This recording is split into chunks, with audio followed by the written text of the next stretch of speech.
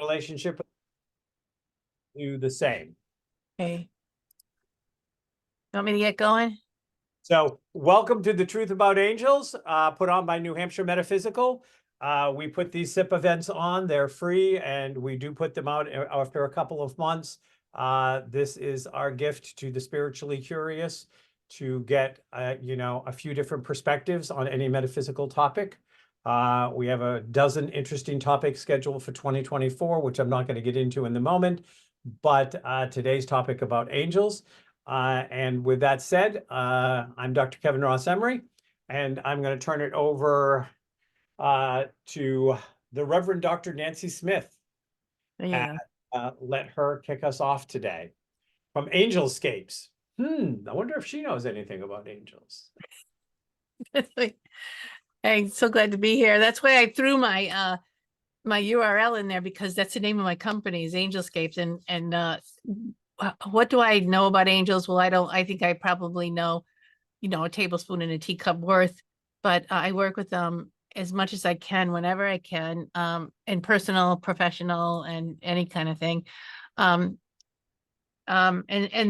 relationship with angels has just been, a slow drip over time since I was a little tiny kid being raised in the Catholic Church. There's a lot of talk about angels, and not a lot of talk about angels. There's certain special angels that Gabriel, for instance, announced to Mary, who is also an angel, about the Annunciation. And so Gabriel shows up in scriptures a lot. Archangel Michael shows up as is the dragon slayer. And the dragon slayer is basically the concept of being protected from your own self and being protected from the outer world. And the reason I called myself Angelscapes was years and years and years ago, like decades ago, when I first started to do metaphysical work and the spiritual work that went outside of what I was used to. I decided to ask for the help of the angels, because I was really nervous about the whole darn thing. And I didn't know which step to take, because I had been told so many things about this is bad, this is good, this is bad, this is good, that developed into belief systems. And those belief structures in my life weren't allowing me to move forward in my spirituality. So it was the angels that I called on help for. And first it was kind of like a generic, the angels. And then as I read up and studied more, I had kind of a sort of an intellectual understanding. But as I blended in with the angels from heart to heart, I had a whole different experience. Sometimes supported what I knew intellectually from the different spiritual disciplines, and sometimes it was just like Kevin said, see the pants. What's happening right now, and what do I know to be true based on what's happening in my life right now? But the angels, to me, are we have source, God, Mother, Father, God, creator of all that is, which is an energy. It's a source. It's a loving, divine, unconditional source. And from that source is all of this wisdom and all of this creation. And I work with the Akashic records with the concept of everything that the creator has created is held in a record within the Akashic field of energy, which is God. But how do you get to that information? How do you understand that information? Who's organizing that information? Who's organizing, the creation of the stars and the planets? If this energy is very intelligent and very creative, does he have helpers? And he, they, it have helpers. And the answer is the angels. And the angels had a very much hand in there's a whole lot of layers of angels. I'm not going to go into the whole thing, but there are angels that are in charge of creation, right with the source, the creation of the planets, the creation of just about everything and anything, even every little blade of grass, even that is created has an angelic pulse in it. And so the angels are like the network that connect all of life, as far as I'm concerned. And there are still angels that become more and more granular into the human condition.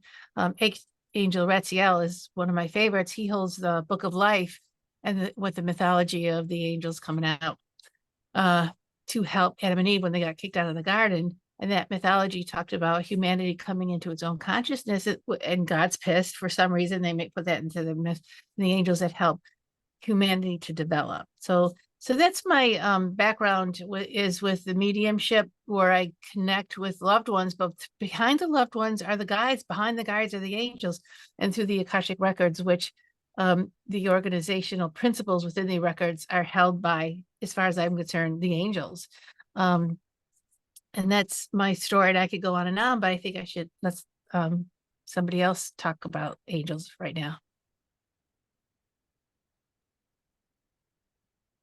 Well, I'll just keep on talking then. Oh, good. No, that's fine. Raina, you're up, because I mean, I want us to talk about a little bit about our who we are and our connection with the angels. And then we'll start kicking around some questions. So, Raina, can you unmute, Raina? There we go. Thank you. This one, I just gotta just fix my screen a little bit so I can. Yeah, thanks. Yep, I'm Raina Wilson, and my experience and understanding of angels has come through a lot of spontaneous esoteric experiences, and in my work in shamanic service, when working with others on behalf, of them, and so it's like a shamanic mediumship, is, I guess you could say, or communication. And in shamanic work, when we're developing our shamanic skills or consciousness skills, we learn through guidance and through these sort of experiences and initiations, that we're talking basically to any consciousness that could appear on behalf of another person, if when we're working in service. And yes, I just recognize angels as a certain electric vibrational energy signature, not quite magnetic, and I sort of like just driving it in sort of physics, electromagnetic, where electric might be more the spiritual, intellectual tone, and magnetic is more heart, spiritual, magnetics of the heart, emotion.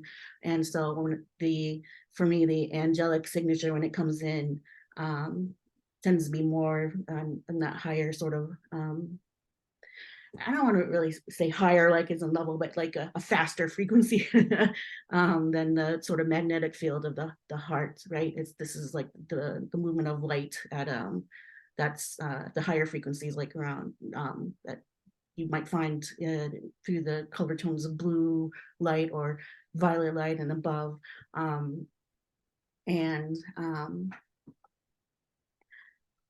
In my experience too, is when the angels have come forward, for me, like there's a direct message from Archangel Michael. Even it's like, yes, they're here to provide guidance and wisdom, and a lot of people lean into him to act on their behalf with his sword. But he's also conveyed to me in a message through esoteric experience that he's not only here to work on behalf of other people to take care of business upon their request, but also to help and train others to become the sword energy within themselves, right?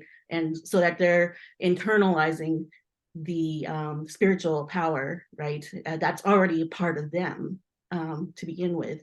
But going to just the callings of the indigenous wisdom that has been in my lineage too, is from that mindset of the indigenous mindset, we're in relationship with everything, right? And when we talk about prayer, the word is kind of different in indigenous mindset rather than Western mindset, where within indigenous mindset, it's more conversation. We're having conversation in relationship with whatever spirit we're connecting with. It's collaborative rather than being separate from in relationship and trying to what is the word? when we're making our request, like my understanding in Western mindset, like prayer would be more like a request, but you're separate from that source, and that being is gonna respond to it somehow, but it's not quite as woven as an indigenous mindset where we understand it to be. It's a woven energy within us. So when we're in relationship with everything here is to remind us of the power within ourselves. And so we're weaving and becoming trained energies and being reminded of the energies that come into our experience. So that's what I have to share on that right at this moment. Thank you.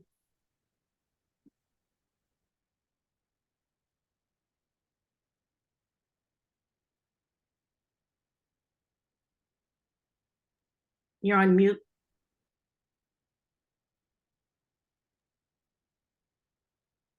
So thank you, Raina.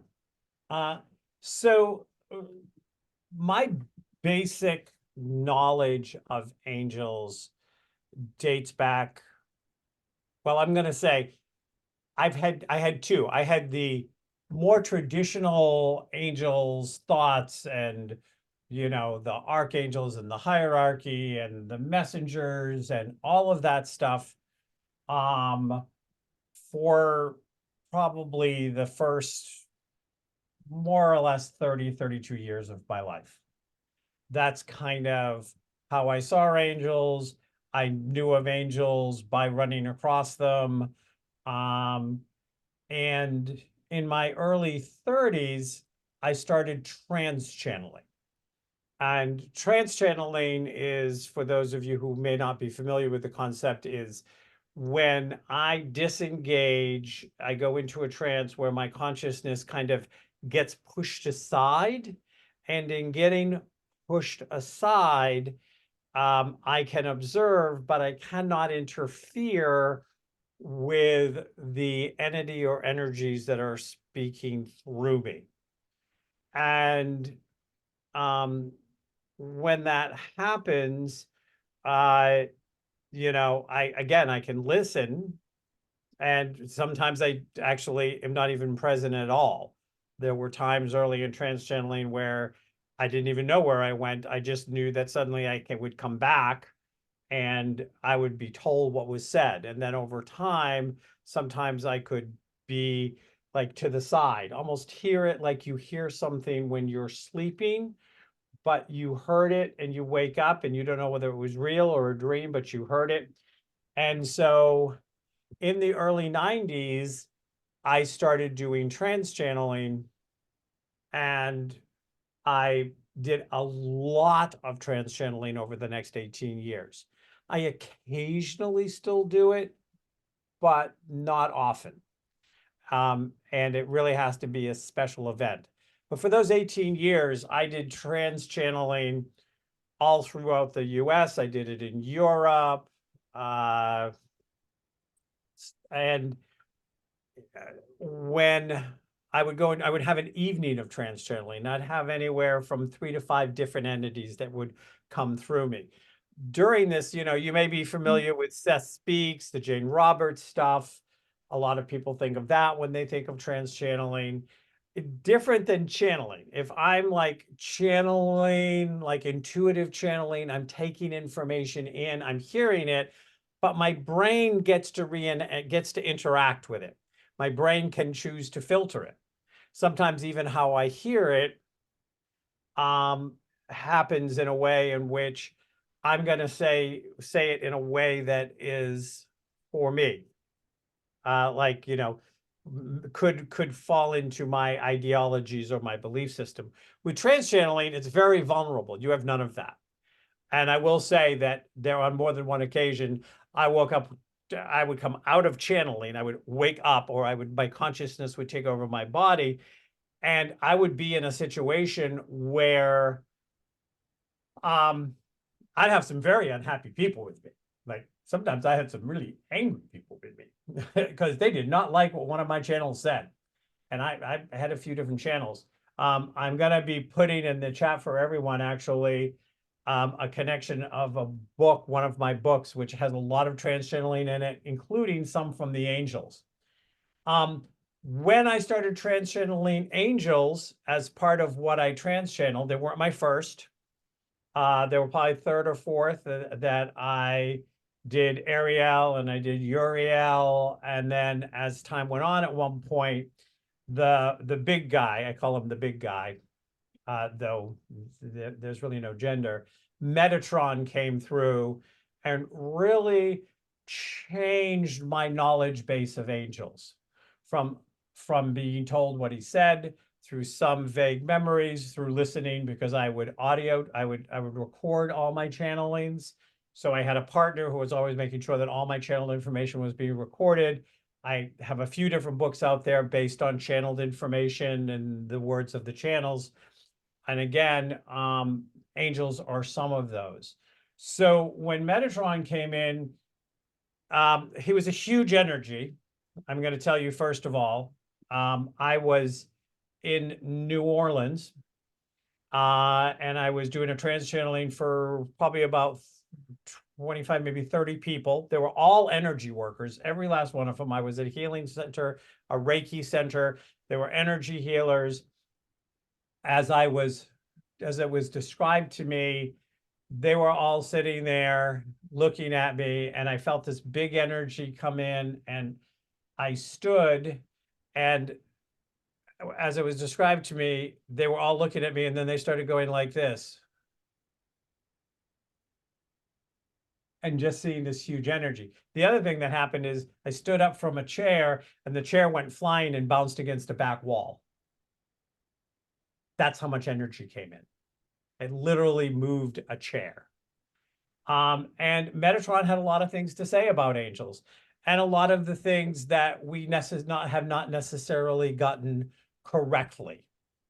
And so at that point, I stopped any kind of curiosity studying angels or hearing what everybody else had to say, or all the other places where angels existed, or information on angels. And the information out there on angels is quite variant, depending on what religion, what spirituality, what group are talking about angels. They don't all line up. It's not a monolithic, the word, angel meant the same thing to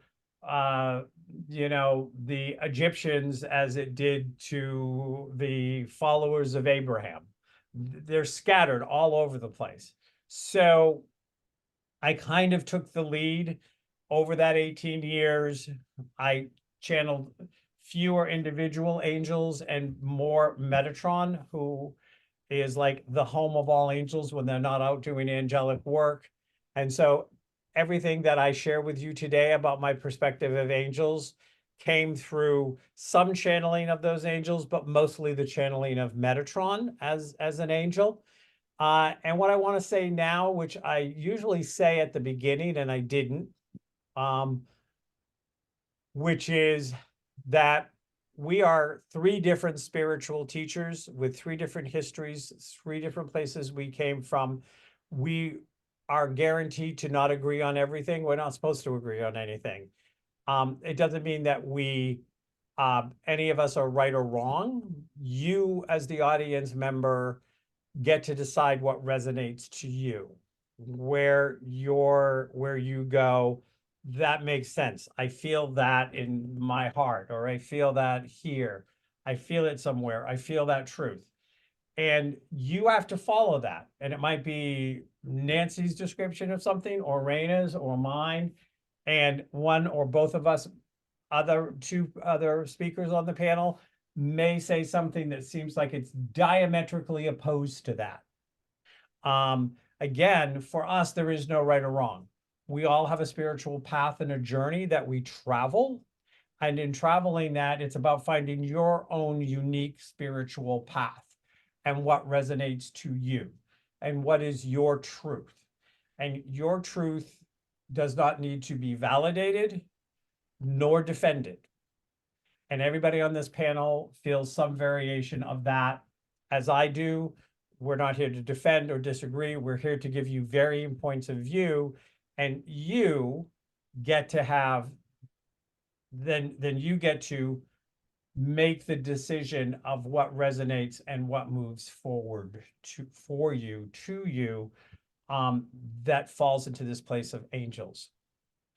I think I'm going to stop there for the moment.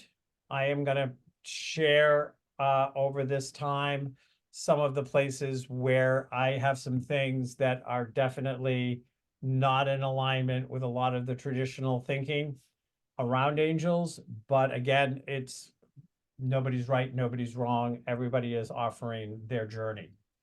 So on that note, we do have some questions to talk about that we have created to share our different views on. And then we are going to be opening up questions from the audience. But at any point, any of you can type a question and have it show up to anyone. So you're welcome at any point to start asking, to start typing in questions. I just want to do this.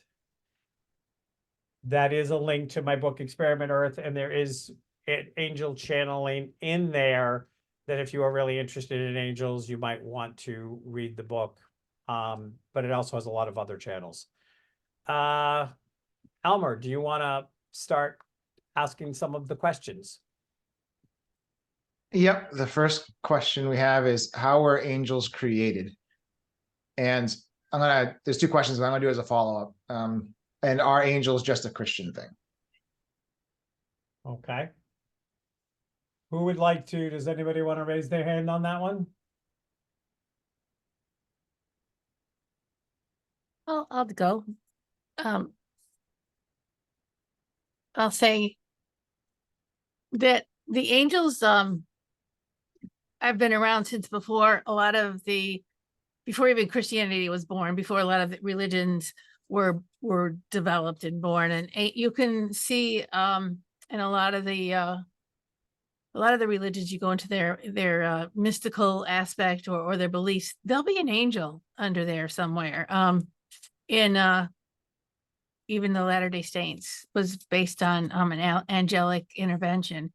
The Jewish has the tree of life, the Kabbalah, and each aspect on the tree of life has a angel attributed to it.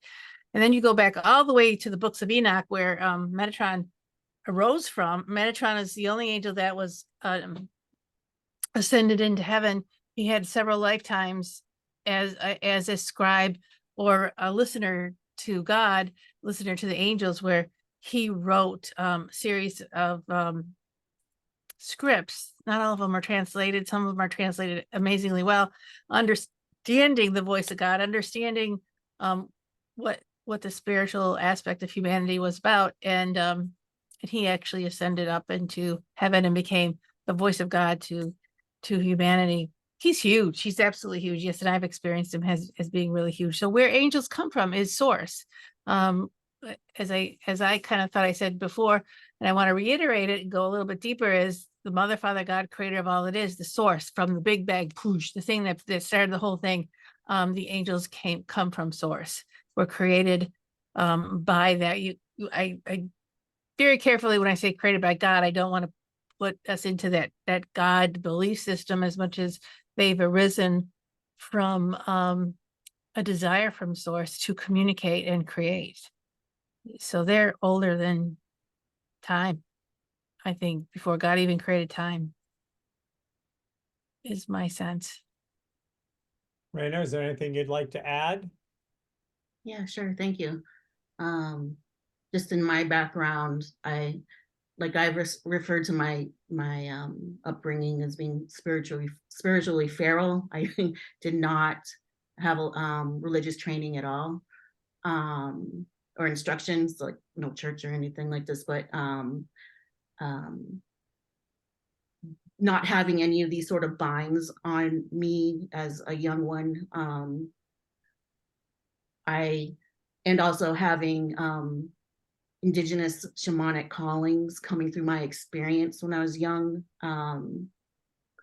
compelling me, spirits compelling me, And I just came to learn that, you know, when I was in authenticity and listening to the guidance or the energies that were coming in, that results were better. So yeah, so when I speak about, you know, varying, you know, like pertaining to the question, are angels strictly Christian? I don't believe that to be the case. If from my experience, it's like, you know, I've had experience, esoteric experience, visionary experience with angelic energy signatures, spirits coming through to initiate me, or if they're coming on behalf of another in terms of providing guidance. And as far as my understanding of creation, we have the void, which is before creation. And so you might think of that as the inhale, and creation is the exhale, right? We don't have any exhale without the inhale. And so that sort of space in the void, I've had esoteric experience with that, is like a sort of primal goddess energy. And with creation, that was more yang energy. And my understanding is, you know, together that's all source. And where we have source, I'll just use my hand as a sort of visual, like we can call this source, and any energies or spirits that are coming forward, they can express themselves in any different way. So but maybe it's like Kuan Yin, she's considered a Buddhist deity, or maybe it's Akhilandeswari, she's a Hindu deity, and I've had experience with them. And then there's, you know, Archangel Michael, like I spoke of, that's another energy signature. And, you know, any of these, but it's all source. And like I said before, we also are coming from source, and we all weaving energies. We're all in relationships. So any of these energies that are coming forward to come and create relationship with you is also connecting to something that's deep within yourself already, to remind you, to entrain you of you to your, or tune you to your own wisdom and vibrational understanding, energetic understanding, heart understanding, spirit understanding. I think I'm complete with that. Thanks. So, God, Goddess, Ali, Buddha, universe, spirit, great pumpkin, I don't care what you call it, whatever works for you. But this energy from which humanity got spun out of, so did angels get spun out of. And angels were created to be from the source voice, which is huge and powerful and overwhelming, to the human who, you know, we have incredible brains, but they still have some limitations of like what they can take in. And so it is what was said to me was that the angels were created to be able to carry out God or goddesses' support for humans in their evolution, and to support them, and to be something that was more accessible than the source in its totality. And so they were spun out, and this is what they did. The information I received was all of the angels were created at once. There are no more, there are no less. That this is what happened. And that they exist just not in this planet for humanity, but they exist within all of this source's universe. So angels are not just tied to us here in humanity. but they are out there as a source, as a ambassador, as a connector to any and all races that exist anywhere in the universe. So they're clearly, it's not just a Christian thing. It's not just a religious thing. There are evidences of people that talked about lighted beings that had no formal religion, no religion that exists today. We can find in the earliest part of our most current history, because we have this history which started after Atlantis. We have the history that existed before Atlantis. We have the history that existed before Lemuria. Angels were there for all of it, and in fact helped humanity as it evolved through the very toughest parts of evolving into who we are today, and that angels were there to do this. So that's again, there are some different perspectives, but that was the perspective that I was given. Elmer, questions?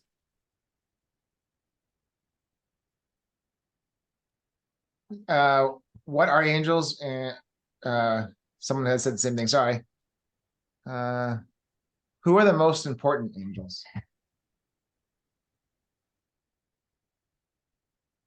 Nancy, Raina, either one of those want to weigh? Either one of you want to weigh in on that?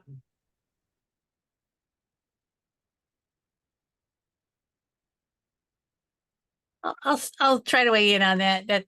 That was who are the most important angels? It seems like there are no most important angels, that they all are. That concept of I am that I am, they all are, and they all have probably their own areas of expertise. The angels that to us are the most important, humanity, range. It depends on what you need. It depends on what you're working on. It depends on where you are.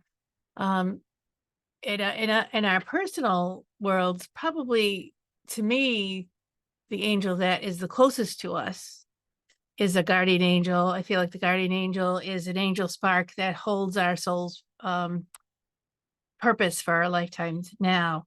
And then in terms of humanity in general, there are, again, no angel is more important than the other, because they all bring amazing gifts to us. They also bring amazing gifts to the universe. But the angels that in my world that show up the most are Archangel Michael. For any time that I step into something new or something scary, which is, probably every day, Archangel Michael is there with me. I call him my fabulous six, is Archangel Michael. Archangel Gabriel lights the way for me. If I can't see clearly and I need to understand a message, or there's a message coming that I can feel and I can't get my hands around it or my heart around it, Archangel Gabriel helps me. Archangel Uriel has been very important to me lately in trying to understand the changes that need to happen in humanity, the struggles that humanity is going through and how it's impacting me. And I pray to Archangel Uriel for a lot of the global issues. So wherever my prayers can be helpful. And then Archangel Raphael partners with Mother Mary. To me, Archangel Raphael being very gifted in the arts and the ability to be creative in a very healing way. Archangel Raphael brings healing, and Mother Mary to me is the mother of all angels, and they work together for me, and they help me when I'm in a belief system or I'm stuck in a structure. They're so good at retemplating or changing or upgrading that structure. And then our angel Ariel, Metatron is huge, and his twin Senathan. That communication of give and take is really important. So there's no one leader important. I mean, I think that we've read plenty of ways where this angel is the leader of this and this angel is the leader of that. I feel like there's a tremendous amount of respect and and reverence due to all angels, as but we pick the ones we like the best, and so therefore our minds make them important. So I feel. Raina, do you have anything you'd like to add to that? Yeah, I think similarly, yeah, I wouldn't name any angel or divinity being as being more important than any other. I think, or I feel, and I've sensed, the ones that come forward that to us that are, might be significant to us, they're there to support, and they're responding to what we need in any moment or whatever might be up in our lives and are navigating our everyday lives.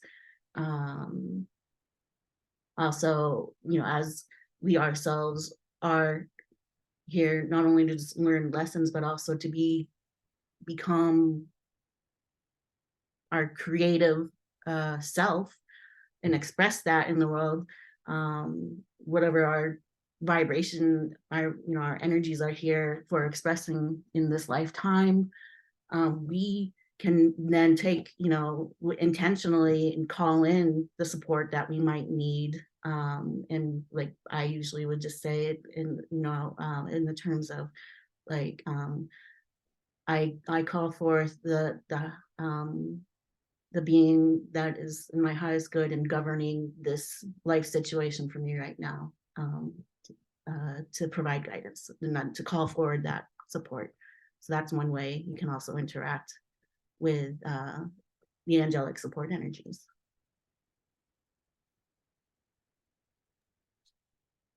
Thank you, Raina. Thank you, Nancy. I'm going to build a little bit off both what they said and also have a little bit of my version of a twist. One of the first things Metatron said when he channeled through me in New Orleans back, I think it was in 1996, 95, somewhere around there. It was somewhere in the 90s. Was that archangels are a human creation. There is no hierarchy for angels. That a long time ago, man needed, who is so attached to hierarchy, started creating a false hierarchy within the angels.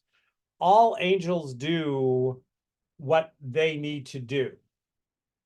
And we, in some ways, by following a lot of mythology about the angels, we choose to go to Michael for this. But any angel can do what Michael does.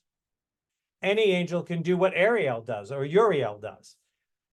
Since Metatron came through to me back in the mid-90s, I've never used the term archangel since, because he said that it's almost insulting to the angels. They understand it, but it's like saying, oh, Michael is this fabulous energy and everybody else is down here and everybody else, oh, this is the little worker bee angel. And that's all human construction.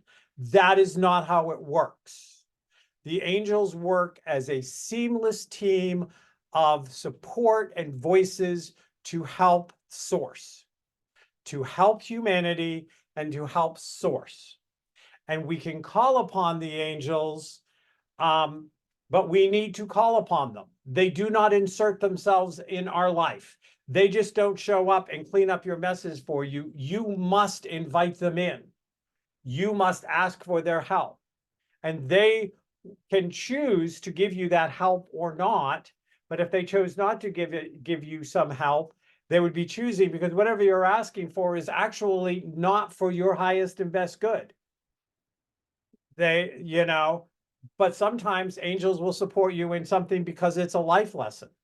You talk to an angel, and just like in prayer, we beg for some kind of escape or some kind of saving from our own human condition and stupidity. And the angels are not there to be our servants. They are there to serve us, but they are not there to be our servants. And frankly, one of the big things when Metatron first started coming through was you have this body of service and this body of unconditional love and this body of light, and that humanity has reached a point where they think their angels should be their servants to clean up all their messes, to show up and do things that they're quite capable of doing themselves, to not embrace their own ability to be divine and to have a connection to the divine. And, and we hear this, Raina had made a point a couple of talks ago when she talked about being spiritually feral. I was not raised Christian, and all of my angel stuff came from like angel cards or the things you picked up, but the angel books or this, I'm asking for this and I'm asking for that. But really, if you dive into a good amount of angel work that people do, they say it with reverence, but they treat them like servants. And they're not there to be our servants. They are there to serve us. And that is a huge difference. They're there to help us. They're there to give us clarity. They're there to give us the support and the feeling of unconditional love. And, which means they love us when we're stupid. But from this was one of Metatron's, a couple of his big beefs when he first started coming through. You ask us if we choose not to, it's probably because it wasn't in your highest and best interest. No one forces an angel to help somebody make a really bad decision in their life. But they're also not going to do what's the good decision. They cannot interfere with our free will. They are not allowed to interfere with our free will. They can come to us in dreams. They can come to us in presence, in meditations. We can feel their energy and their energy of love. But then we need to get quiet and hear what their gentle guidance is. And if more people,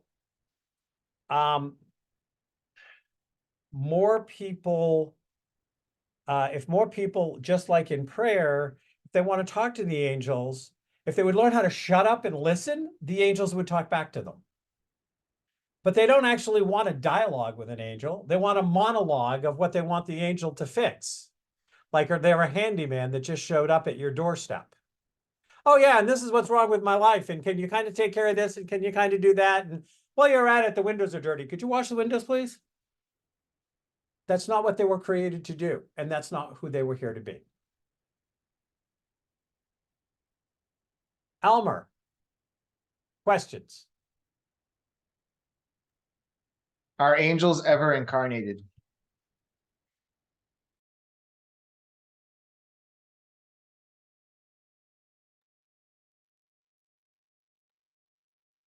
Nancy, you want to give this a shot? I mean, you guys can say yes or no. I'm just going through the cycle. You can go thumbs up, or you can go, no, I'm good. No, I'm gonna give this the best shot, but I don't know that an angel is incarnate. I know that Metatron ascended to become an angel, but I don't know that he came back in incarnate in human form again. I do know that there's a progression, and but that's the best I got. I don't think angels have lives here as human, although there have been very high level ascended beings that are very close to the angelic realm that have come here to be to have lives here. But it's a kind of an intellectual question answer to a question, so I don't in my gut feel that I have come across an angel, but I have come across some amazing beings that really have high level vibration that feels very angelic to me. I feel that they have kind of worked their way towards that. Ancient aliens experts would say differently. I just feel like I feel like I don't have a strong yes to that, but I can't prove it. Yat has raised their hands. Kevin, you want me to have them unmute? Yeah, go ahead and have them unmute. I mean, then Rainer and I can still weigh in, but yeah. Yeah, what's up? Actually, I don't know anything about angels and guides. And in my culture, we don't talk about that. And I was not going, when I know the subject is about angels, I was not going to say anything. And I thought that I'm going to listen, but as it turns that I was watching YouTube, and the channel is a very good one, is Michaela Sheldon. And she talked about there were angels, ascended masters, that if that after many lifetimes, they actually not attain the angelic radiation. And it so happened that even though I know nothing about angels and guides, but over 20 years ago, suddenly I heard a voice. And since then, I was trying to find out why I was told what I was told. So for years, I tried to read books, and it was very hard for me as a Chinese, a simple Chinese woman, to think that, oh, we all have angels and guides.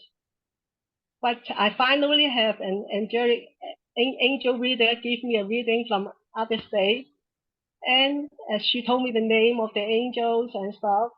And I know my guardian angels, my guides, and the other angel would try to bring in the experience of the divine. So since I know the name, I actually have lots of experience of the divine, because I would say, oh, will you please show me like a rainbow or something, those kind of stuff. So the answer I'm trying to find is, why was I told what I was told back in the last quarter of 1999? So one day in 2009, I finally find the answer, because when I go to the library, I will put my hand and see what I was guided to borrow.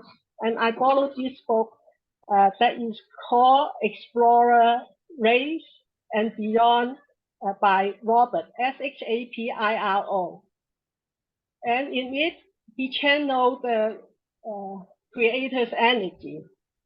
And it was said that I found very hard to read. So one night, I had a hard time getting the concept of the creator. So one night I fall asleep, and I noticed that I sleep on the book, and the book turned to a page. And the page gives me the answer that I have been looking for since 1999. In it, it was said that and they don't say archangels or angels. They refer it as angelic radiation. And in it, it was said that Jesus Christ and Mary the Magdalene, actually, they were the angelic radiation, but they born into the human being. And it was said that many ascended masters, after they spend at least 3 lifetimes as an ascended master in the material plane as well as the spiritual plane, then they may attain that angelic radiation. The angelic radiation is identical to the creator radiation. So in Jesus Christ and Mary the Magdalene, they were actually members of the angelic, but they born into that lifetime to have a mission. And then there was other thing that answered my question. So when I decided, oh, I'm not going to say anything during this meeting, it so happened that a couple of days ago, I was listening to another channel, and that channel also channeled through the same material, but not like this person. It just happened that it's only a short few sentences about the ascended master after many lifetimes that they become, they can actually get that angelic radiation. So as for Metatron, in 2009, I was at a church, and then a woman talked from another state, said that you need to talk to this person. They both come from another state. I said, I don't know her, no. I thought that she misunderstood me as somebody else. And then I walked to the hallway of the chapel, and then she said, you need to talk to this person. I said, no. I said, no, I don't know her. Why would I need to talk to this person? This person come from another state. So the third time, and then she said that you need to talk to this person. I said, no, because I was kind of annoyed. And then I realized, be kind, be patient. She misunderstood me as another person, but I do not need to talk to her in that tone. So I sit down with her and said that, and I talked, and I was wondering what my life's purpose was. And she said that is why you need to talk to her. And she was sent by Metatron. That woman I was supposed to talk to. And that woman come from Texas.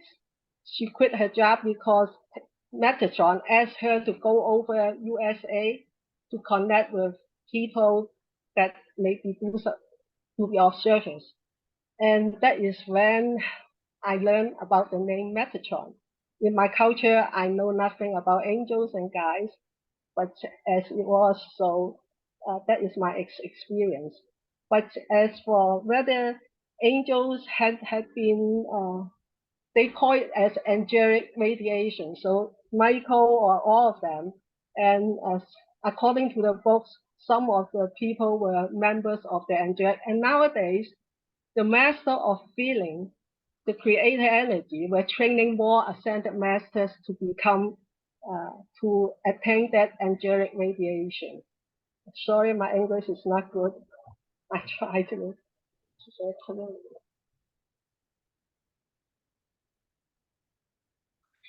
Thank you, Yat. So,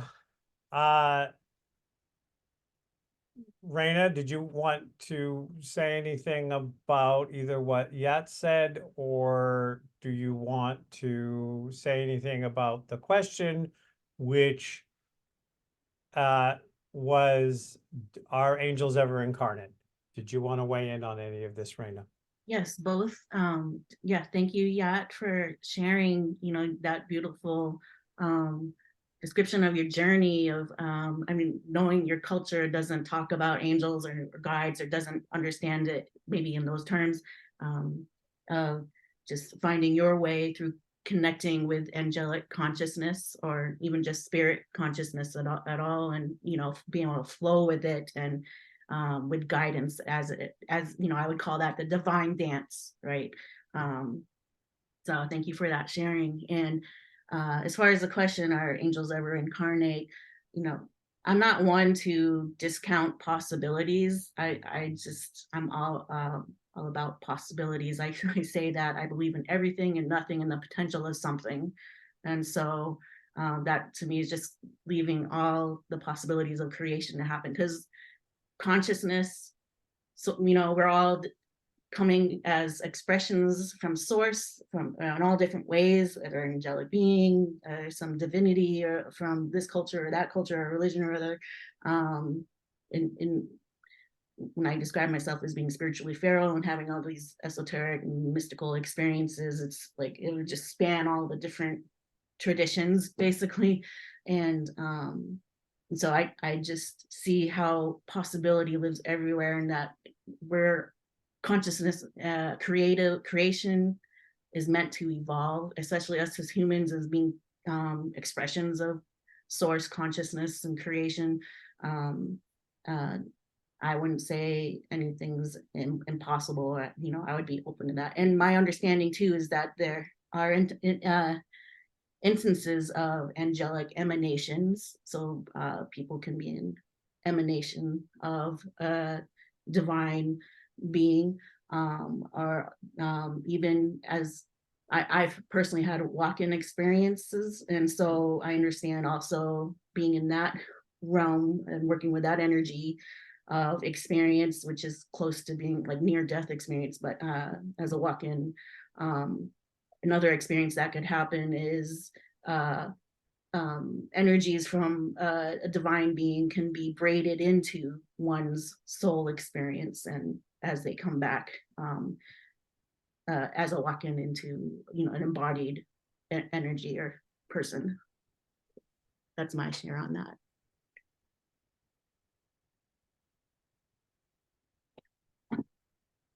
So, I'm going to kind of, so I'm actually going to turn it back to Nancy for a second, let her respond to Yat, and then I'm going to do answer the question, respond to Yat all at once. So Nancy, what was your, what did you want to say? I just loved what Yat shared. I found that I learned a lot from it. I found it very compelling, and the angelic emanations makes a lot of sense to me. And I also feel that as listening to Raina, it occurs to me that, you know, with Kevin talking about channeling in Metatron, or channeling through an angel, or divine, giving your life divinely, or coming in with your life already committed to that angelic message. I could see that angelic emanation makes just a lot of sense. And I thank you for sharing that. Yeah, in your experience and your travels, you're very courageous, very courageous. I just wanted to say really quickly, I said I was raised Catholic, but I was also raised with a gift since a tiny kid. And I heard things that were not exactly taught to me. And oftentimes I talk about being raised by the angels because of different circumstances. Going into the Catholic Mass, I didn't hear necessarily what the priest was saying or what people were doing. I felt energies as a little kid, and sounds, and loved them. It was just such an amazing connection and love as a little kid, but it had nothing to do with the actual priest or what, you know, or what my parents were teaching me. It was like, I always felt like it was behind them or next to them. So in that sense, I just had to share that whether you were, what Raina says, a wild child in, as far as religion goes, or being a very structured child in religion, that this beautiful energy will reach to us if it's time for us to receive it and accept it and work with it. And we will recognize it no matter how it's packaged. I don't just feel like I wanted to add that, but go ahead, Kevin. Thank you, Nancy. So I'm going to start with thanking Yat for sharing her journey.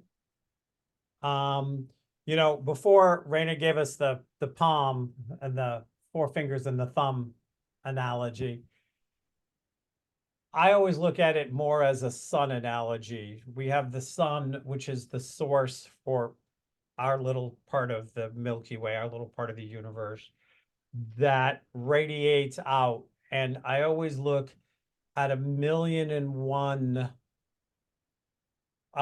beams of light that come out of the sun.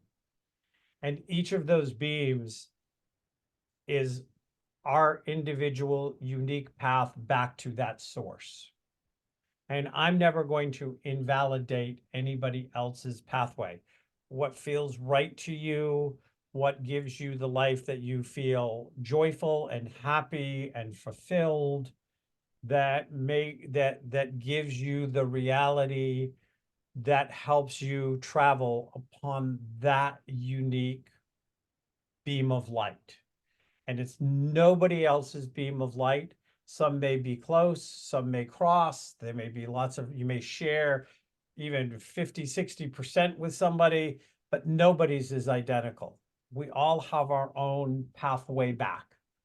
And so as I get ready to answer this question, I want to reiterate that what resonates and works for you Yat doesn't have to resonate to anyone else. And nobody here is making anybody else wrong or right. I thought that the radiance was an interesting energy, that I would say that It is traveling in a vibration that would be closer to angels. Again, you know, you talked about the person who traveled.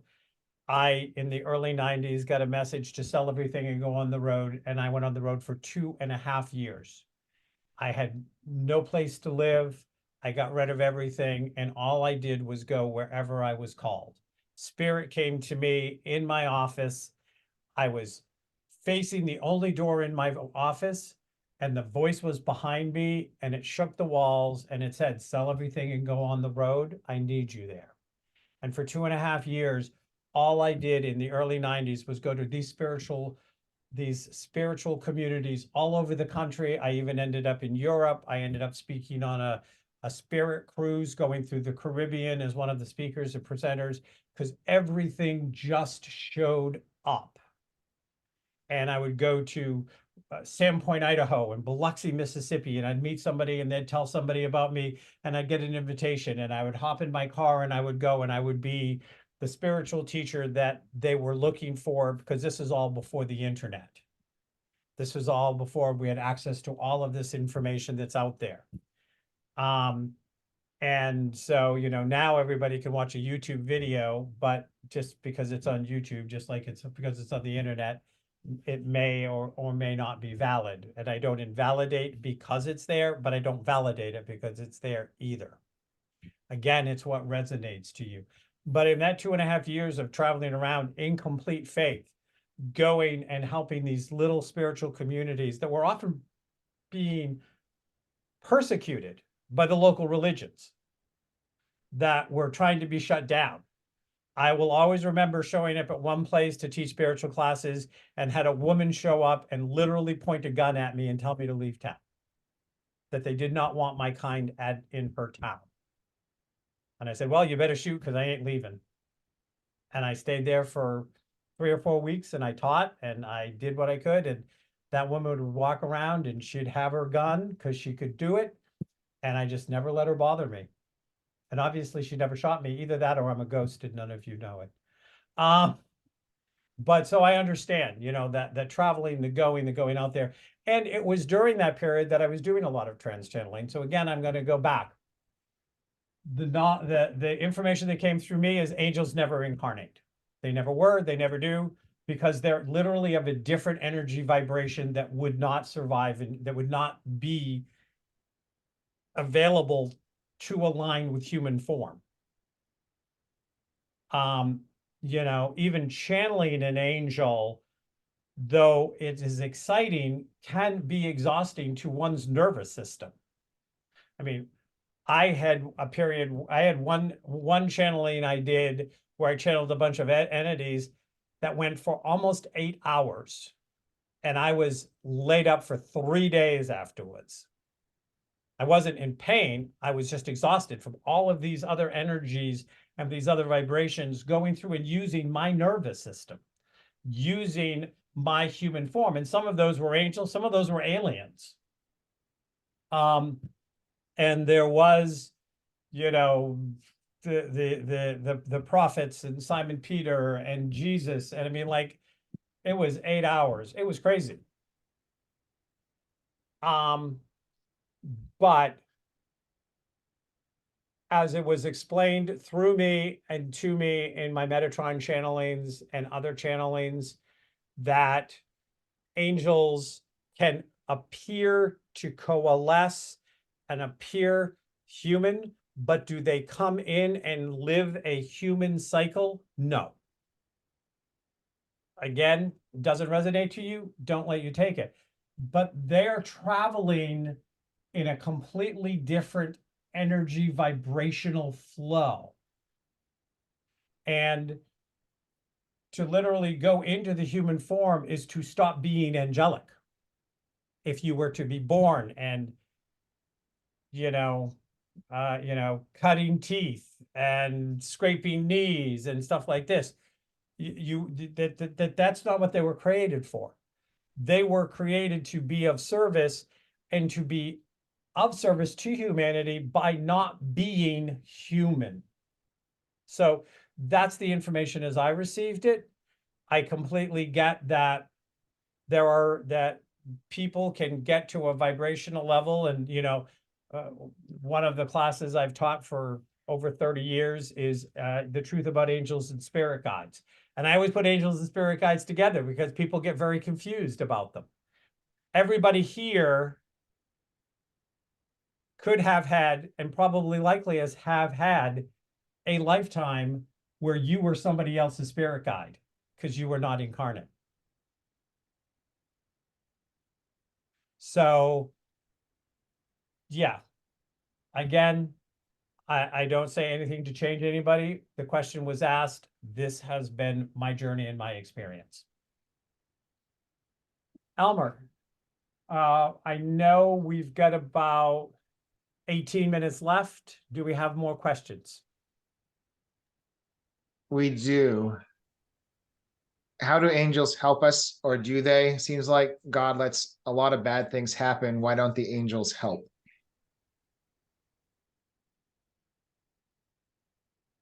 I'm going to do my regular cycle. Nancy, do you want to answer this? I want to come in last on this one. Okay. Raina, do you want to answer this? Yeah. I guess I need a little more time to form my words on it. Okay. Take a minute. I'll go ahead. So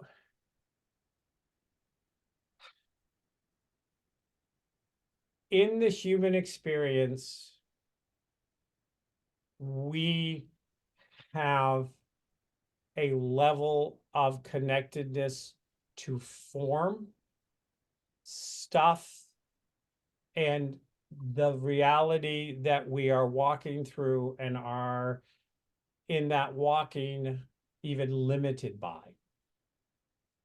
Our form, our consciousness can go flying and go to the stars. Our human body does not leave the earth and break the atmosphere and sit on the moon. Our body, if was shot out of a cannon towards the moon, would be in a corpse-like mode well before it broke the atmosphere. There's levels of reality here, of physical form.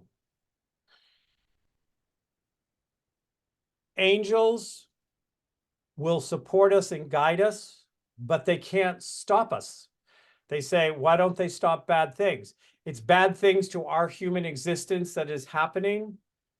What we will not know until we have passed on and we have left form behind and we are but consciousness, we will not fully know what our soul came in to do.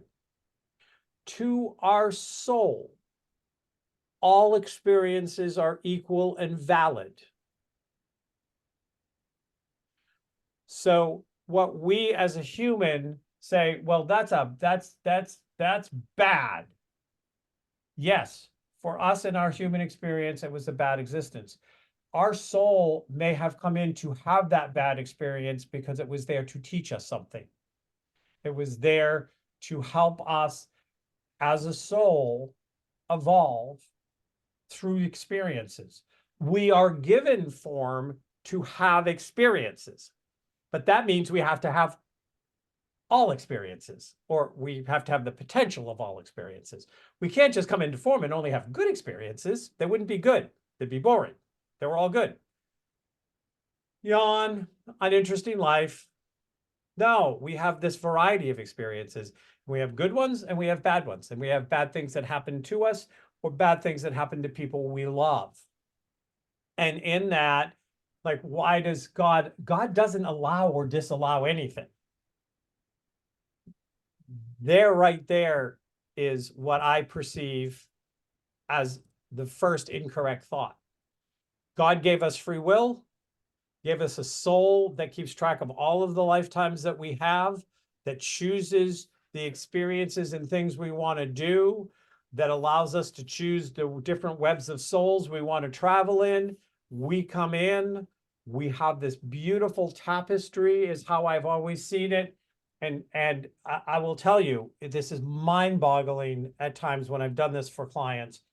I will see their tapestry, and it's like this thing on a huge castle wall in some castle in the Black Forest of Germany, of if everything went perfect, and if they made every free will choice correctly, and if everybody they ever interacted with made every free will choice correct, perfectly, this is what the tapestry would look. And the number of people that have a tapestry looking like that when they die, 0. Doesn't happen. And I, at times, have worked with clients and they'll ask, like, how did I get so far off my path? And I will see, I'll be like, you made this decision and it took you over here. And then you missed the opportunity you were supposed to get to do the thing you wanted to do because you weren't where you needed to be, because you were reacting or making decisions out of your fear or out of your hate or from your trauma or whatever. And I look at it and it's completely mind-boggling to see all of the fixes our higher soul is trying to make when we make a bad free will choice. It's like we bypass the exit we were supposed to take, where the pot of gold was waiting for us. And then it has to redirect us through 500 miles of construction to try to get back. And then that pot of gold is gone, but there's 2 pieces left because somebody else got the pot of gold that got off that exit.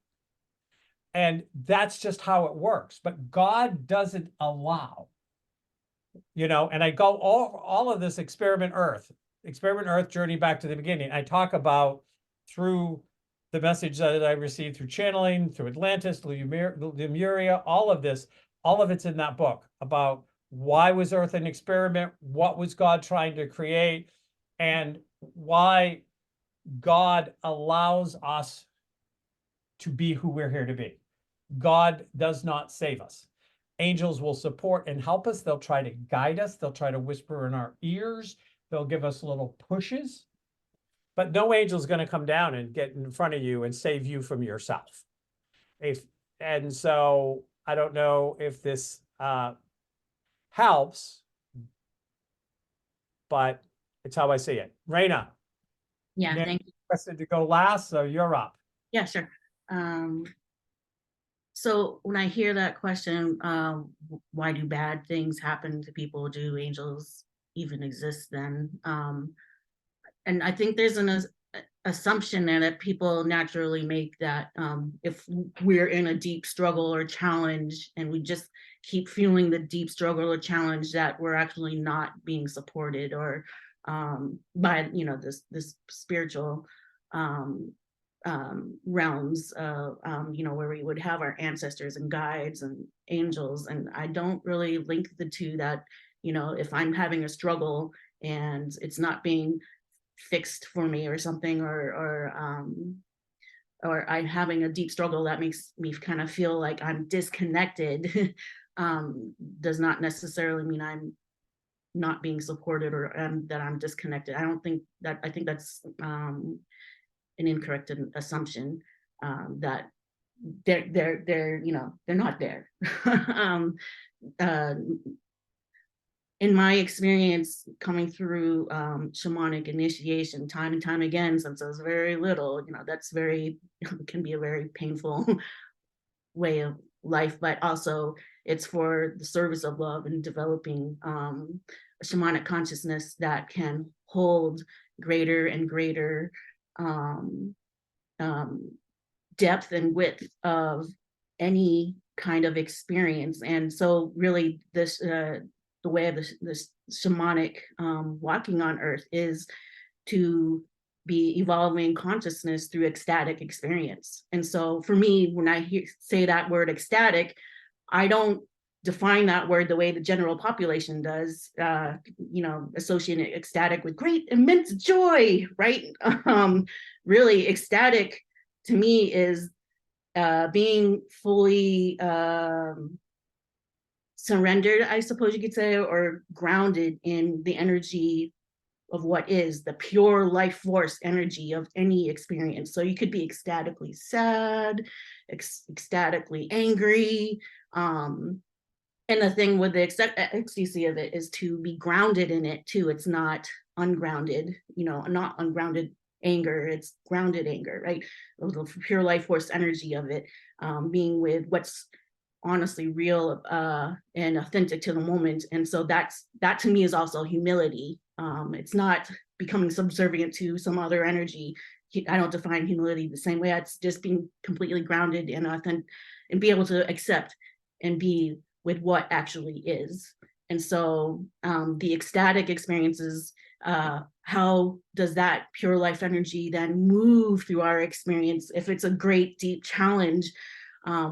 So wherever we're experiencing it as a struggle and we're feeling disconnected, that's a place where we're in resistance to what's happening to us right now, and if it's a challenge, right?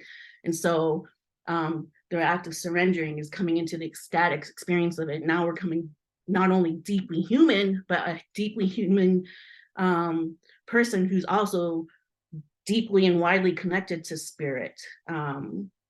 We're now become embodied spiritual beings, and our capacity to move through those challenges in that kind of state helps cycle the energy out towards some kind of resolution eventually. And in that, there's support. And so like if someone's having such a deep struggle with not feeling connected to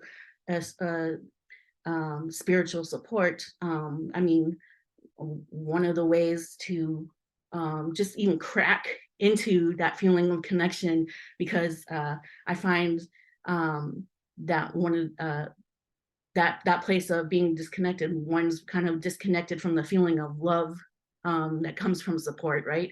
And it's hard to access, the messages and the divine connection feelings. And if you even just start with just gratitude as a pure life force energy of love, that can just provide like the gossamer thread into that experience of love, that's connection, right? And so you're like, thank you, I'm breathing. It could be as basic as that, right?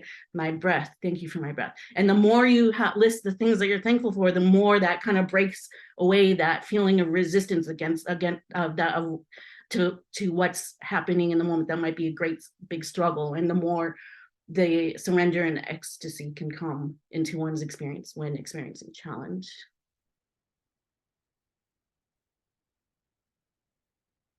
Thank you. So Nancy.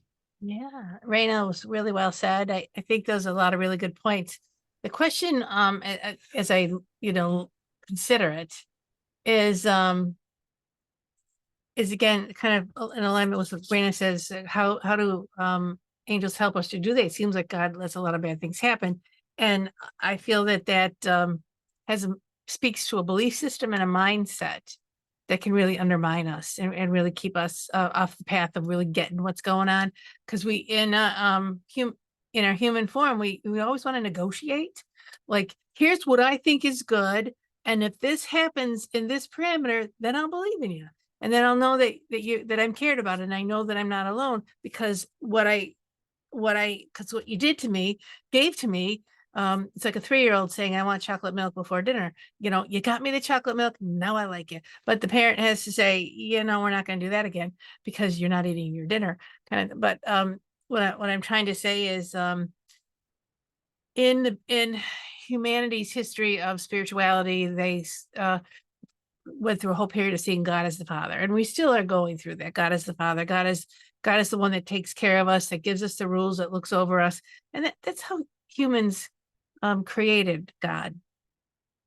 And that creation, again, is part of a belief system and a structure that limits us.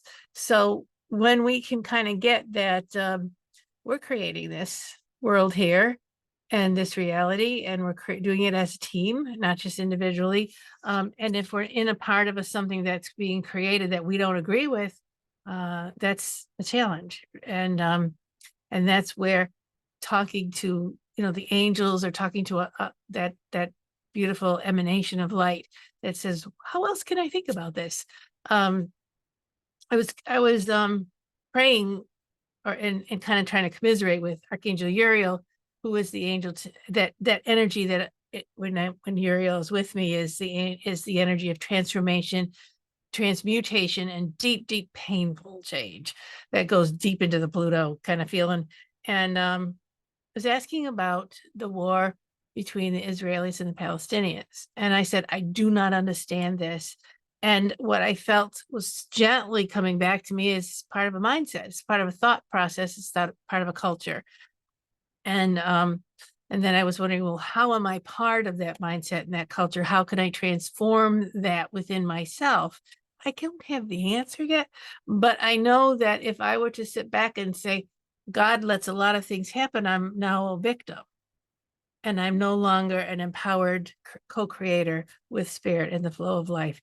And so, and this is a constant challenge on this planet and the human form. And sometimes I think that's part of being the human form. So when we define what's good and bad, maybe we need to step back and say, what is the true source of life? What is the true balance of life? What's the natural flow of things? And why don't the angels help? Well, the angels do help, but because the angels are part of who we are, part of our part of who we are. They're in our essence. They're in our cells. They're in our DNA. We do need to access that part of ourselves, not be a victim to what we think is going on outside of ourselves. And also, literally, the angels and our guides and that spiritual emanation don't take over our lives or our thoughts. They want to partner with us. And so when we come to a point where we would like to have a partner, because it's a little bit too big for you or me to handle, we ask. And then they don't come in to change things. They come in to support us to change things. And that's where I feel is the real important understanding of what's the essence behind the question, why is God letting bad things happen? Well, I think the real question is, what part are we taking in these things that are happening? And what is our thought forms? What is our energetic essence towards the world at large as it happens? And I think that's a real painful lesson, or a real painful place to be when you're deciding no longer to be that victim, because get that triangle, victim, victimizer, fixer, and you can bounce back and forth between all of those parts until you ask for intervention or ask for a higher way of thinking, where you just lift yourself up out of that triangle of victim, victimizer, and fixer to I am, and I am aligned with that natural flow of energy that is aligned with the angelic emanations of light, borrowing from that. And that's when life shifts and changes, because there are miracles in life. There are things that happen that are beyond explanation based on what we know to be true as human beings in this space and time. Like all of a sudden the tumors are gone, or all of a sudden near-death experiences, and she's back she's back to life, and she's going, I want to go back to heaven. But these miracles happen all the time, and those miracles are life in part of a natural flow. And we're not always living in life as part of a natural flow. Lots of times we're living separate from that natural flow, or we're living right next to the river, but we're not sticking our toe in. And I feel like when we feel bad things are happening, that's a cue for us to take a look at our own belief systems and ask for help on them. So we have a question from Nick. I'm going to, Nick, I'm going to read the question. I'm gonna, we are wrapping up to the end of our time. So I'm going to be asking each of you, if you choose to address the question, to do it, and then wrap up whatever your wrap up comment is, like the last thing you like to say, because this will be our last question. We'll do this question and we'll do wrap up, and then we're going to try to be respectful of everybody's time. We're going to obviously run a little over, but I want to respect this question as well. So the question, does anybody believe that every word expressed is like a pot of networked spirit that returns energy to the sayer according to the input of the home-based spirit, and its quality and quantity of rousing each word pot. And that higher beings can gift our soul to repeat higher quality words that have more influence on their progress thereafter. I'm going to ask Nick for a clarification. The first one sounds like it's a version of what you put out comes back to you in the universe. Is that too simple? Well, so this is based on my own I would use the word esoteric revelation into it, but I've had experiences that have shown me that the words that we say, first of all, are only said because they're repeated by the soul. So the soul energy resonates with the energy of the spear. I call it spear because it's easier to understand, but spear being the individuals that can make up a spirit as it moves in a pattern. So these individual spear provide basically words, which I'm likening to a networked uh, pot of spirit. So my understanding based on revelation is that each word contains, it's sort of like access to vibrating perhaps with a collection of other spear that the the one who proposed the thought to say it collected this group of spear, so to speak, and um when we say it, we're sort of like amplifying its energy. So we have our own, what I call, home base spirit um that sort of rouses that networked pot of spear, and to the extent, so that it's like called to us in a certain way, and then become potentially, resonates with what we're doing and becomes local to us as part of who we are, which, if influential, can mean that it affects our decision making, potentially in a positive way, if that group of spear that's brought to us by the word is of a quality that would influence our life positively. So I'm sort of maybe dancing around this. Did I answer any part of that question, or should I clarify? Can I try to struggle with this for a minute, Kevin? Yeah. Go. Because I'm really, this is hard. This is like, where is he? But when I was listening to you talk, Nick, what I saw was an orchestra, and they're all tuning up their instruments, violin, tuba, whatever it is, so that they can eventually harmonize together in an organized symphony. But if you ever go in early when everybody's tuning up, it's chaotic. However, the ones when you're tuning up, you're hearing the tones of the violins, or you're hearing the tones of the wind instruments, and you're taking in information. And there's a law of harmony, law of vibration, law of harmony. This is a metaphysical law, as best I could understand it, is that we all want to harmonize with one another naturally. And the vibration, if we're harmonizing through vibration, we will harmonize with the highest vibration. We'll harmonize with the conductor. We'll harmonize with whoever's setting the A's and the D's and the stuff, so that the symphony can happen. And when the symphony happens, we feel really good. And I feel like that's kind of what you're talking about, because I feel like when you're talking, I was hearing frequency and sound more than I was hearing the concept behind the words. I was hearing the energy behind the words. Our thoughts precede reality. Whatever we say and do goes out and ripples out like again, more frequency, but like on a river, or I mean, on a smooth lake, it ripples out. It touches everything all the way to the other side of the shore, and that touches even more things.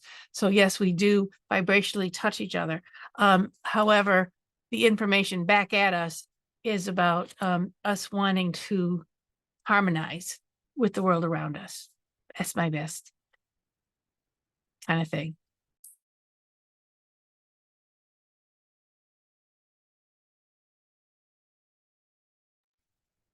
And Kevin, you're muted.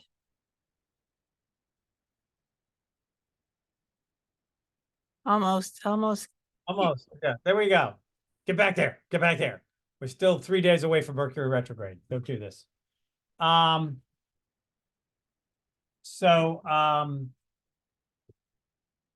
I'm gonna toss this to Raina now. Do you have any closing before I pass it to Raina? Any closing? wanna say about that? Yeah, in closing that, again, repeating, we're not alone. And we are surrounded by more than we could even imagine, and the angels are part of that. And if you take anything away, take away the fact that you can have the courage to ask for help and have the courage to allow your thought process and your vibration to shift to a higher place, or to a place that brings you joy and love, and the angels will definitely help you do that. Raina, Yeah. thing to say about Nick or what Nancy said, and if so, go ahead, and then after that, if you want to do your closing comment. Sure. Thank you. As far as Nick's question, as I read it, the answer that comes to me is like, yeah, we, as creative, spiritual, embodied beings, we can use our energy like this as channels to amplify a sound code that may be coming to us from composite spirits too. It seems like you're talking about. So I do believe that's a possibility, and to create impact. And right, I mean, just going back to like shamanic practice, I have the vision of, you know, the spiritual warrior or person who creates, you know, through their words, and it's like a bow and arrow, you know, wherever we have our intention, we're drawing back our arrow, and the intention we put into that arrow tip, right? And when we release it, we're letting it out, and to create impact. There are other times when we speak where, now I'm talking as a somatic healer, where we live in a culture where we tend to accumulate a lot of sort of trauma or unresolved stress information in our bodies. We do need to move this energy out productively in order to emote it, which is to move the energy out. And, you know, that the base word of emotion is emo, you know, Latin is emovere, to move out, right? And that's what our emotions are meant to do. We're meant to, and we do that by feeling them, right? And some of that might be through vocal expression. And so that is needed, you know, in order to move out whatever it is. But I wouldn't necessarily associate that with sort of sending out energy that's going to cause harm. It's just for when you do it in a grounded and safe container and with support, we can send out, you know, to move out our energies of that may be even ego alien, meaning it's not really something that's true to what we believe, but it's just an energy that visited us that we never moved out of our system, like an injustice. And so we might say, oh, I wish, you know, there was justice there, like something bad happened to the person, or, but, you know, that's just a way of moving the energy, you know, sort of an upset, right? But done in a safe container type of way. That's just to move the energy out of our system so that we become clearer in our energy fields, our emotional fields, our spiritual, intellectual fields. So yeah, there's, you know, I don't believe like flat out that everything we say is casting a spell on every, you know, it's that can lead to some incorrect assumptions. So would that lead people to keep all those valid feelings inside and not ever express them, right? So so yes, we can be very clear in our intentions when we speak, and also be channeling higher beings, whether it's a composite group or your singular entity being that's, you know, of the divine form, or we can be just moving energy in our body that needs to be resolved in order to create healing and clarity. Thank you. And so like I'm I've really enjoyed being on this panel tonight. It was a very last minute thing, and it's been really awesome. So appreciate connecting with you all here. Thank you. Thanks for coming on right enough at the last minute. Appreciate it. Thanks. Coming on. So this time I did not mute. So you cannot tell me to unmute. So some of the things I would like to say based on what you have said, and then, you know, Nancy and Raina, but the question you asked and things like this is, words of themselves do have an energy and a vibration, but also how we say them and what we're actually thinking when we say them. And when we look at, are we saying what we want to say? Are we speaking from our highest self and our highest place of being? Are we responding versus reacting? Are we generating out from places of divine love and divine compassion? Or are we spitting out the right words with frustration or anger or lots of chaos or internal confusion? I think this is very interesting because I've been working all week. Sometime in the first quarter of 2024, I will actually be putting out a mastering intentional authentic communication course. And these are all some things that I cover in the course, which is understanding our internal place and our internal dialogue first before we ever try to even communicate with anyone else.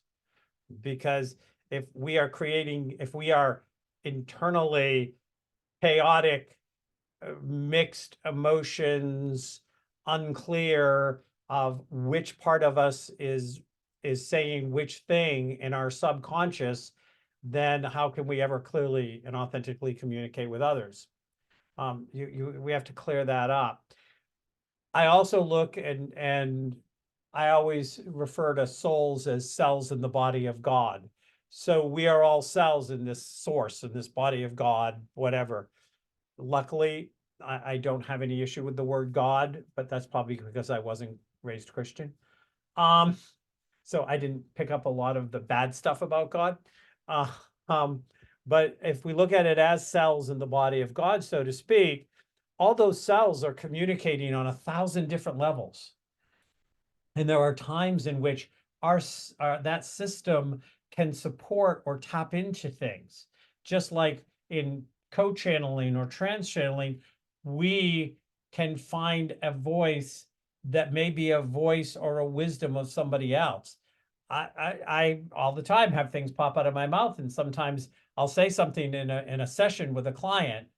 And you know, my primary work is as a spiritual catalyst, you know, like helping people move forward on their journey, though I still do just the straight up psychic readings. But in that form, I'll say something and I'll go, oh, that was interesting. People will look at me funny. I'm going, well, I didn't hear it before I said it. I just put it out there. It just flowed out. It didn't come from my conscious mind. It just flowed through me.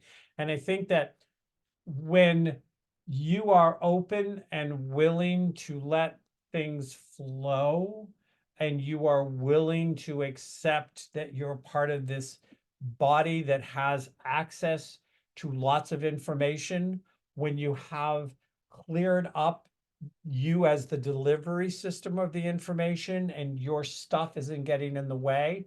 It's the reason why I've always been a big fan if somebody is truly trans-channeling. And I'm going to say I have sat in trans channels where it was very clear to me they were not trans-channeling. But different story, different day, different sip.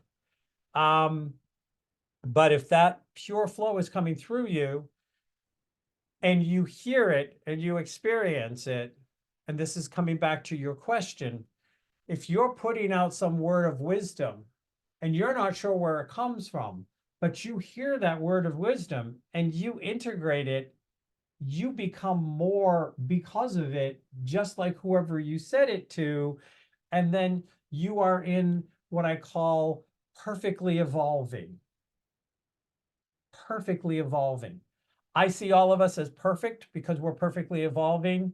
The only way to not be perfect is to step out of being you. And then, of course, you're going to fail because you can't be anybody else. You can only pretend to. But in that perfect evolution, that's going to flow out, and it's going to say, and it's going to bring things to you. And I have personally experienced saying things to a client or saying things in a classroom or at a big speaking event or whatever, and having those words come back to me sometimes years later, where somebody has found me because somebody told them about something I said, and the word so resonated that they went and searched to complete the loop. And so as you're putting out things and you're allowing your own divinity's voice, the ability to speak, you will touch, you will help to build and grow, and you will send out a vibration that will bring others to you. Does that touch on, does that work?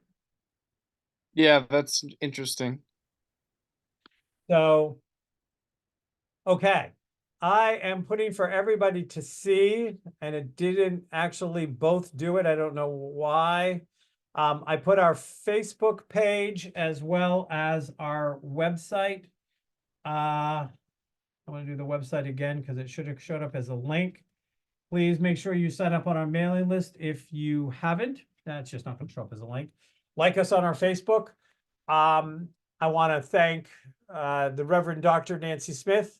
I want to thank Raina Wilson for joining me on today's panel. Again, I'm Kevin Ross Emery. We have scheduled, though, 2-3 days out of a Mercury retrograde. I'm not going to promise you these schedules won't change. But on January 21st, we have Shaman or Showman.